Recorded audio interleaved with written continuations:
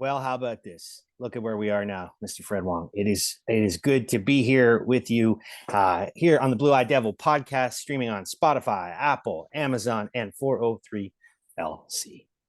We, Mr. Fred Wong and I, have been doing a little work together. So I have been asking him for the last little while if he would come and talk to me because I think he is an absolutely fascinating person and he's got some things to say to us. But before we do that, I'm just going to ask him because some of the work he and I have been doing has to do with trying to tell stories efficiently, telling stories with making your point. I talk about the elevator pitch. And so Fred Wong is the founder and CEO of ShippingHub up in Markham. And before we get to Fred, I just want to get to ShippingHub. How long has ShippingHub been around? Why should we care about ShippingHub, Fred? Then we'll get to you. Is it my turn now? Well, It's you. It's all you, man. Well, thank you for the introduction, David. And I'm very privileged to be able to get interviewed by somebody with your background. And oh, that's going to be a long story. We don't have 5 hours. So, I think a short and concise one will be I believe we started the freight management software back in 1984. A couple years ago. So it's been a while. Yeah.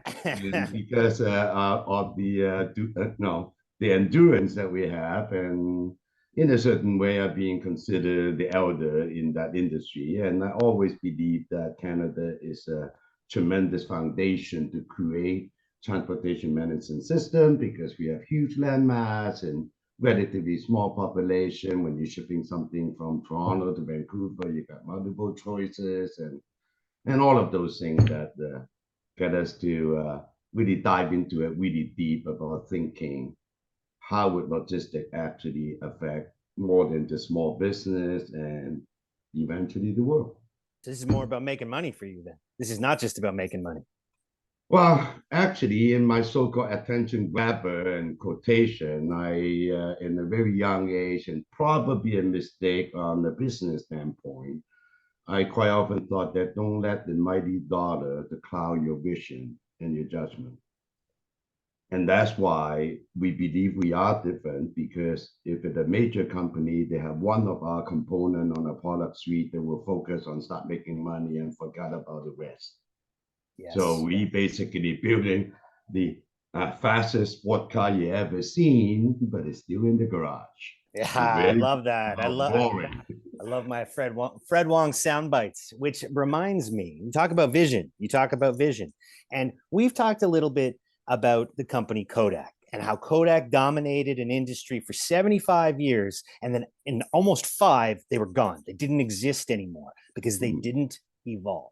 And I've said to you a bunch of times that those who don't evolve will perish. And I'm actually, whether you know it or not, quoting a bit of scripture or taking my own piece on scripture. The Hebrew scriptures in the book of Proverbs say that those who have no vision will perish. And that's something I know about you, Fred, is that you have lots of vision. You are almost someone I would call a futurist. You're somebody who can see the next step and the next step and the next step, and you want to help us get there. Is that right? That is totally true. You literally give me goosebumps because we are at the stage exactly this kind of why I feel so excited to get involved in the podcast is we really need to have the world to know about logistics. Since we just gone through, I digress a little bit, I'll come back. Yeah. And this is something that probably people should think a little bit about. I was doing a little bit project with Ontario Ministry of Agriculture quite a few years ago. Asked a very simple question. How much of the food that we consume from the supermarket are directly within our control? Guess what? Nobody can give an answer. The highest I ever got is 15%. Wow. So let's just don't spread, not meaning to spread conspiracy theory. Just imagine during the height of the pandemic, they actually closed the border. How long do you think the supermarket shelf will be empty? Well, we almost saw it that first week. One day, toilet paper for Christ's sake, right? Yeah, you and I didn't live that far from each other at the time. The Walmart had no toilet paper that first week. I remember. Exactly. Yeah. It takes one day, and that's the scary part. again, not to spread conspiracy theory, what's going to happen after that? Yes. When you cannot feed your family, Yes. it will have civil unrest. Well, this isn't just about making money then. Yeah, I think we need to start thinking about how do we have better control on the supply chain, particular food source. Why can a community, you are kind of familiar about the North American Grand Canal, why can't this whole community have a direct purchasing with the egg farmers? Yes, yes. Right? So the community buying during the pandemic being rampant, but nobody actually thinking about how to make it happen. Logistics. Logistics. Right? This crazy world that we're in right now, even though you want to go help the people in Gaza, how are you going to bring the product in? Well, that's it, right? If we haven't closed the gaps and take advantage of opportunities, and cut the red tape, and stop lining the pockets of everyone's pockets who are already fully lined. To be honest with you. Well, that's very interesting. Actually, no, I digress again. Recently, a huge trucking company in the state that shut down. Big impact. And the complaint literally what you just said, David. They were saying that the driver driving every day, but then the guy sitting at the office booking that freight make 30%. Yep. Yeah. Yeah. And those things eventually, the business model saying it won't function forever. Something need to be changed. Well, and this is it. I was telling you a couple of weeks ago when we were working together about, and I think it's not that you hadn't heard of him before, but Malcolm Gladwell is a favorite author of mine. From my rights, I talked about his book David and Goliath in my own book, in my memoir, Redemptive Throne. But he talks about a concept called the tipping point, and I think you know a little bit about that concept, the tipping point. And Webster's dictionary defines it as a critical point in a situation, process, or system beyond which a significant and often unstoppable effect or change takes place. And I think when I hear you talk about shipping logistics and I hear you talking about ShippingHub, that's what I hear is that we've reached a tipping point in this industry and something has to give. What is it that has to give, and what are you going to change? Well, it's going to be what we do consider ourselves a disruptive industry. And if I get a chance to meet the leadership of the big boys, the courier company, a really simple question to ask them. I asked that 20 odd years ago. I don't think you pay an extra penny for the delivery driver delivering a 5-pound package versus a 38-pound package. Yeah. As long as they can handle it. Yep. So as a shipper, why am I paying $15 more for that package? So it's going to change. It's going to change drastically because I've been warning, and it's pretty clear in the picture is already happening. What's going to happen when you mention about Kodak? All this big courier company, when they lose all the in-time deliveries, a warehouse from Toronto, GTA shipping across Canada, 40% going to be in GTA. Somebody say $6, $7, anywhere, GTA, one price. That'll add up very quickly for a corporation, for business, an individual. You can't. It's too much saving. Yeah, with the current hub and spoke operation, you cannot handle that, right? Those are the disruption is no different than the Uber and all of those in that part of the industry about the taxi and hey, you don't evolve, you die. Is it possible that ShippingHub could be the Uber of this industry? Is that correct?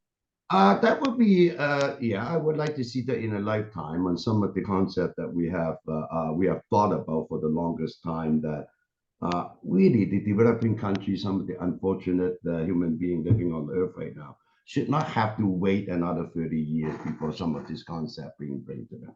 Thank you for that. I asked a very simple question. I actually befriended royal prince from Cameroon. Actually, more importantly, their family is a majority shareholder at one point of a coffee cooperative that more than 30,000 farmers.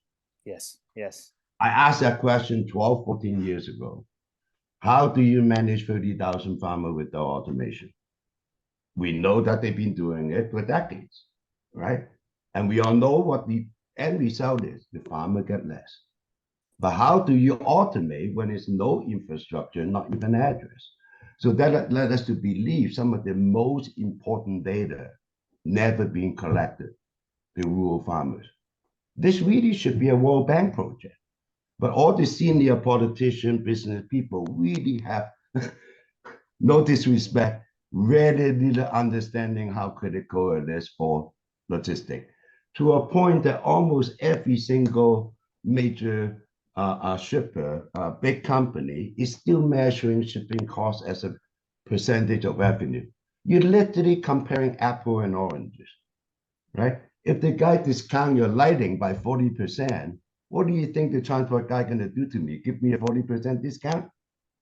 Right? So it really, but because it only represents 3% of the revenue, very few of them actually see those are the opportunity. And then it created an atmosphere for 30 odd years in the business, seeing so many. I like to say that the operational and the transportation management area, no disrespect, a high percentage are what we call traditional. Yes. They just do what they told 10 years ago. They don't read a magazine, don't go to a trade show. You can't knock on the door to see them. Same old for decades. Status And that's quo. your code there. Yep. Status quo. Right? Don't want to change. Don't want to evolve. And then you have a certain percentage, a small percentage would go to IT and beg and say, please do this for me. You know, it's crazy that we have to put the tab key 16 times to go to another field. You asked once, you asked twice, you asked 3 times, you gave up asking. You literally left with a tiny percentage. But to be very honest, a few weeks ago, I had a meeting with a senior VP operating multiple warehouses, and we both agree we never met one. Is who could the operation people actually go to IT say, you need to do this for me in order for me to do my job properly. And if you don't, I will have to let everybody know about it.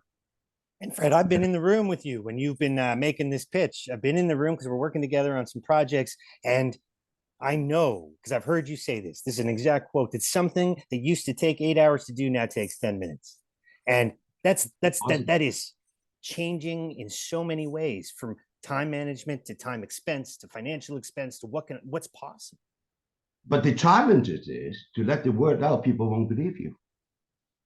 They won't believe that, for instance, do a little sales pitch, which is not really a sales pitch. It's something it's been our passion all along to create something we literally can put together the entire transportation management system for a big shipper, multiple LTL and courier set up in less than 2 hours.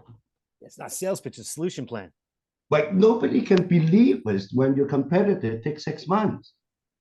No, right? it's almost And too good to that's be true. why our concept is say we are totally ready to take this technology to go help on the so-called not-for-profit side, the world, the farmer that we talk about, to go and help them to create a logistic infrastructure for the rural farmers. Because if you look at it, there's a lot of statement on that way. Few people will actually believe our food production actually outpaced population growth the last few decades. Yeah. That's good story, right? Because we all know how to grow things faster, better, bigger. Yeah. On the other hand, there is study in certain area of the world, 40% of the produce come out of the ground, never reach the dinner plate. Yeah. There's no way Why? to get it around the world. Yeah. Logistics. Yeah. Yeah. Right? We got friends, same thing, Cameroon, and say, hey, Fred, don't even help us to market coffee into North America. We in Africa, South Africa is the largest economy. We cannot even trade with them if you look at the map. Yeah. Yeah. You look at the map, the logistic infrastructure, if you can improve, to keep thinking about consolidation. Western Africa, hundreds and hundreds of million people there. You look at the map, the Chinese manufacturer cheap good could not get there. You still have to go around the cave. You still have to go through the canal. You can't go through land because no, right? Logistics. Logistics. And now you got me all excited. Pardon everybody. That's where passion come in, because it makes sense. Africa, it really talking about intra-Africa trade, particularly sub-Sahara, right? It makes total sense for me. If every single country considered themselves like a province in China, Yes. truly trade everything, Yes. all the intellect, the people power, everything, you could create more than 1 billion consumer and become the alternative of the factory of the world. And but it's no possibilities are endless. Infrastructure. Trade brings peace. At, yeah, no, I understand what you're saying. Go back and talk about China, right? I'm proud Canadian, as you can see. So been here. I'll be 50 years in Canada next year. So it's going to be a big celebration. If you look at the logistic network, it's actually unintentional. Look at all the high speed and highway and everything they just built the last so many decades. But when I was in the first ever China International Import Expo in 2018, it immediately realized that whatever we're so proud of maybe is not as applicable in China, because China have two very distinctive advantage in logistics. I don't think anybody talk about it that way. They're literally unintentional. Number one, you can never misspell a city name. It's a character. Yeah. It's been around hundreds of years, if not thousands, right? That means in terms of automation, they are way ahead, easier than any country using alphabet base. Yeah. How are you going to match a city named St. John sur Richelieu, right? Yeah. So, but that's not goods are moving cheap. They're moving well. They're moving, yeah. Right. The most significant is actually because of cultural or political reason, every small village already have a consolidation point, either the village elder or the government official. So you create a trust system that anything go in there, people can come get it, right? On top of that, most important to me is you already created the channel for things to get out. So one of our projects that we want to have the audience, please come on board, help us, is to establish a supply and trade hub in, to literally can reduce the food cost of rural and remote First Nation community in Northwestern Ontario by up to 40%. I don't think people will believe it. I think it sounds too good to be true. I think that's the hard thing about it. And I think that's the hardest part about the pitch, is that it sounds too good to be true. It is. But conceptually, why does it today? If I were meeting, for instance, if I were meeting a federal government official, I would simply ask, how many packages every day you think coming out of all of our agencies to go to Winnipeg alone? I don't know. Hundreds, if not thousands. Everyone go their own way, which is exactly the issue about the remote and rural First Nation community in Northwestern Ontario, particularly, right? So we already talked to a major bakery. They literally say, very frank, say we have no interest in serving 35,000 people with our Loblaw or Walmart. Yeah. We absolutely no interest in serving those people when they make our 30 community or more. Well, that's not serving human need. That's serving corporate. Right. Yeah. But you tell me to ship 10,000 loaves of bread to one place, and you take care of it. Yeah. We in. Lives have changed. Hey, I got a quote for you. Listen to me for a sec. How's this? I am a man of strong convictions with the unstoppable desire to bring a smile to people's faces. I am smart, confident, and patriotic. My guiding principles of human decency, compassion, and joy of giving have no political, ethnic, or religious boundaries. Fairness and compromise will be core values for me to make life decisions. I heard that before. I think you've probably heard it out of your own mouth before, because I found that quote on the internet when you were running for office at one point, and it inspired me, Fred. It did. And it makes me want to work with you. It's one of the main reasons I love working with you. Accidental politician, but I do actually brought that up. I do mention we in Canada that we really miss the patriotism, and that's one of my goals is to, and I'm doing my piece because my Canada Day celebration is outdoor party to capacity. Yeah, I've heard. And I'm pretty sure all the kids that grown up with this crazy Chinaman in this age will remember the joy of giving and the patriotism, the Canada flag, and why you're doing that. Fred, I don't think anyone could spend any time with you and not appreciate your love of Canada. I mean that sincerely because you literally wear it on your head. Well, I do have some embarrassing comment from friends and particular golf buddy. He say, Fred, I know you for 20 years. Every time we go golfing, like I'm going out with the tourists. Oh, come on now. No way. No, just a patriot. Just a patriot. Listen, I got some rapid fire questions for you. Okay. So, the way we do rapid fire here on Blue Eyed Devil podcast, streaming on Spotify, Amazon, and 403LC, is I'm going to toss you out it's a couple of options. I might even give you a question, and it's the first thing that comes to your head. Okay. First thing. Okay. Ready to go rapid fire? Ready to go? Okay. So, we're both from Markham, Duchess, or Jake's on Maine? Duchess. Soccer or hockey? Soccer. Big time. Favorite food? Chinese. Messi or Ronaldo? Don't care. Good answer. Eminem or Jay-Z? Don't care. I'm too old for that. I would say Mayor Frank Scarpetti or his next opponent, but I won't say it to you. So, sum up ShippingHub and Fred Wong here for a second. Decisions are based on facts, and people in the community, corporations, they have the data to change things around this shipping industry. You can help them control the data, neutralize variables, use your 30 years. And you said elder, not elder, expert, 30 years of expertise. And we can see process change. We can see I have to interject you, sorry, David, about the word. And through my career, I met a lot of other programmers and everything. I quite often say, if you're going to design something, don't go ask the expert. Because expert, the definition, you've been in the same area for a long, long time. That's where we have some issue with our government back 20 years ago, because they hire a manager from a transportation company thinking that they will understand everything about logistics. Yes. But they let you put you back 20 years because that's how they think.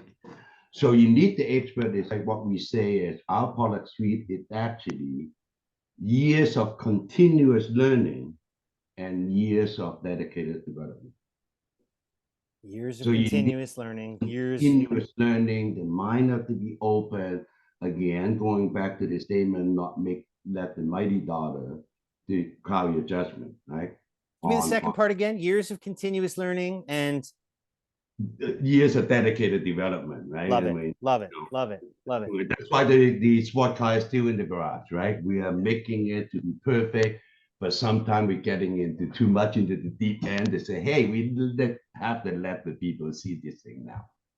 So is it fair to say that this process change will not only equal to savings and efficiency, but it even might create social change? Oh, huge. That is the dream. That is the thing. Can you imagine? How would a coffee farmer know that the yield is 20% less than somebody 2 kilometers away? Right? When I was driving, I call myself a self-proclaimed honorary Jamaican because I believe that Jamaica can be the supply and trade hub for the entire Caribbean. Yeah. Lots of people are actually not aware Jamaica is the 3rd largest English-speaking country in the Western Hemisphere. Most people don't know that. Canada is Jamaica. Yeah. And if you are in the freight ship, container ship, you left the Panama Canal, you close your eye, you're going to hit Jamaica. Yep. So, and no, there is nobody know how to ship to the Caribbean. It's in a certain way, it's no different than our First Nation community that, nobody know how to be able to effectively ship to there. That's why a carton of Minute Maid orange juice is going to cost $14.99, right? Well, we may say nobody knows, but nobody knows yet because they're. But on the other hand, the dream about that, David, is I quite often thought Western Africa, Caribbean, if you can buy a hammer for $3, you can make things. Of course. I could never have the Canada Day without dollar store. There is no dollar store in those poor countries we mentioned. No, there's not. Most of the reason probably because of logistics, probably a business reason Yeah. that, Amazon, why would Amazon care about Caribbean? And we get that on a basic level right here in Canada because most of us, most parents, like we can't afford to throw a birthday party without Dollarama or the dollar store, Exactly. right? Because it's too expensive, and cheap goods make a difference to be able to do things like that. Right. And the consolidation, they'll be doing that. So, those are a lot of those dreams that logistic can really expedite it, those better quality of life. Like, for instance, when I would mention Jamaica, driving from Kingston up to Ocho Rio, and every small town you stop by, there's 6 families selling the same thing. Yep. Yep. Why can't it be one and the rest all go to work? And why would you own a tractor trailer, only use it once a week? So the only way I believe that the rural farmer can prosper,